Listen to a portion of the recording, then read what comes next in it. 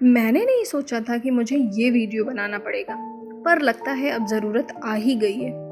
हुआ यूँ कि कुछ दिन पहले मैंने ये वीडियो पोस्ट किया था, जिसमें गिलहरी के बच्चे ने चिड़िया के बच्चे पे अटैक कर दिया था।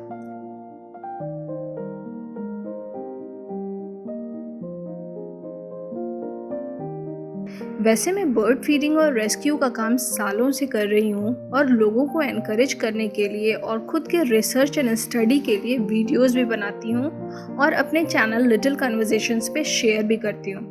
ऊपर वाले की शुक्रगुजार हूँ कि मुझे ढेर सारे लोगों का प्यार मिला, साथ मिला। पर उस वीडियो के बाद जो मुझे रिएक्शन मिला ना, उसके बारे में तो मैं क्या ही बोलूँ, आप खुद ही देख लीजिए। किसी ने कहा कि बर्ड को बचाया क्यों नहीं, वेरी बैड। किसी ने बोला वीडियो बनाने से अच्छा था कि बचा लेते। किसी ने बोला कि मैंने गिलहरी, बिल्ली, कुत्ते सबको बचाया पर कभी हिपोक्रेट बनने की कोशिश नहीं की। उसने ये भी बोला कि मैंने बर्ड का मरना एंजॉय किया। ये भी बताया कि वो बर्ड उड़ना सीख रही थी। किसी और ने ये भी राय दी कि कैमरा साइड में रखो और बचाओ। किसी ने ये भी बताया है कि यहाँ नेचर रोल अप्लाई ही नहीं होता है, क्योंकि स्क्वायरल के फूड में बर्ड्स नहीं आती हैं। और कोई तो अपनी लैंग्वेज ही भूल गया कि एक बार सोच तो लो भाई, क्या बोल रहे हो। इन्होंने लिखा कि आपने बचाया क्यों नहीं मैडम, इतनी भी रील क्या इम्पोर्टेंट थी। ऐसे तो don't cage them, invite them लिखती हो, और इसलिए इनवाइट करें कि किसी का शिकार बना दें। यही टेल ऑफ ट्रस्ट है। अपनी खुशी के लिए एक बच्चे का मर्डर करवा दिया। इतना ही नहीं, और भी है कि गाली नहीं देना चाहती इसलिए लिख नहीं रही, बाकी खुद सोच लो तुम क्या हो। उफ। जो लोग मुझे जानते हैं, मुझे उन्हें बताने की बिल्कुल भी ज़रूरत नहीं है कि मैं क्या हूँ, क्या कर रही, कैसे कर रही, पर कुछ लोगों को जवाब देना अब ज़रूरी हो गया है उस वीडियो के बाद। सबसे पहले ये स्टोरी शुरू होती है उस टाइम से जब मैंने इस बेबी रॉबिन को रेस्क्यू किया था। ये घायल सिचुएशन में किसी को मिली थी बीच रोड पे सख्त गर्मी में, तो उसने मेरे घर लाके इसे पहुंचा दिया। ये कहीं और से आई थी, इसलिए इसके मम्मी पापा को ढूंढना भी मुश्किल काम था, क्योंकि ये बर्ड उड़ना सीख चुकी थी और घोंसला भी छोड़ चुकी थी, क्योंकि ये थोड़ी बड़ी हो चुकी थी।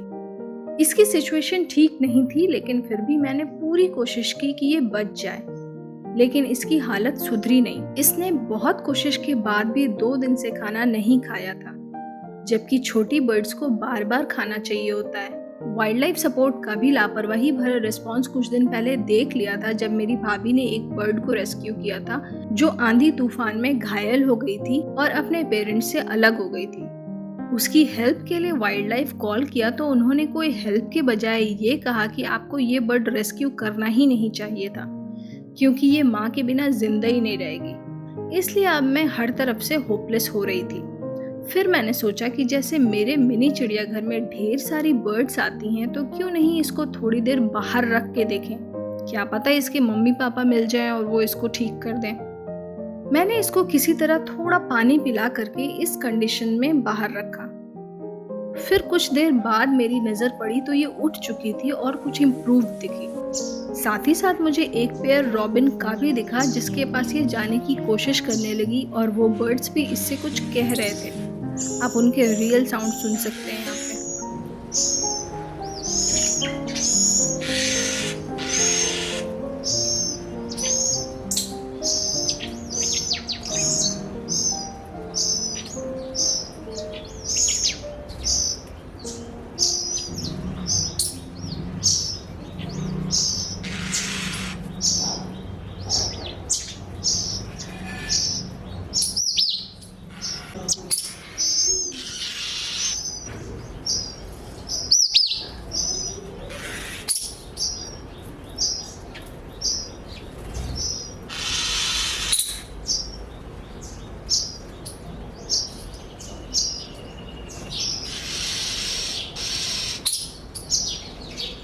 ये देख के थोड़ी होप जगी और बड़ी खुशी हुई। लगा कि अब ये सरवाइव कर जाएगी, और मेरे लिए भी ये डिफरेंट एक्सपीरियंस था, जैसे 2 बिछड़े मिलने वाले थे। दोपहर का टाइम था, बच्चे भी स्कूल से आए ही थे। एक तरफ उन्हें खाना खिला रही थी और दूसरी तरफ विंडो पे जाके देख रही थी इसकी सिचुएशन। फिर अचानक मेरी नज़र पड़ी इस गिलहरी के बच्चे पर, जो कि इसके पास आ रहा था।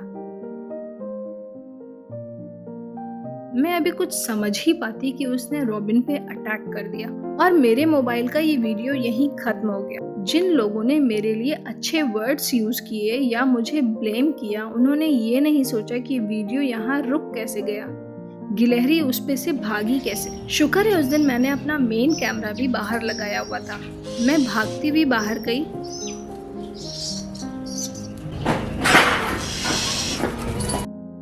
गेट की आवाज आई होगी आप सबको, और उस गिलहरी को भगाया। मैं कुछ देर तक वहां शॉक्ड खड़ी रही कि ये क्या हुआ, क्योंकि मैंने इससे पहले कभी गिलहरी को बर्ड पे अटैक करते हुए नहीं देखा था।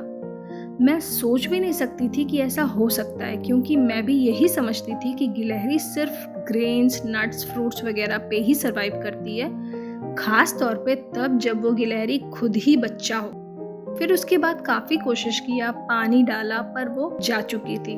वो पहले से इतनी कमज़ोर थी कि सिर्फ कुछ सेकंड के अटैक को झेल नहीं पाई।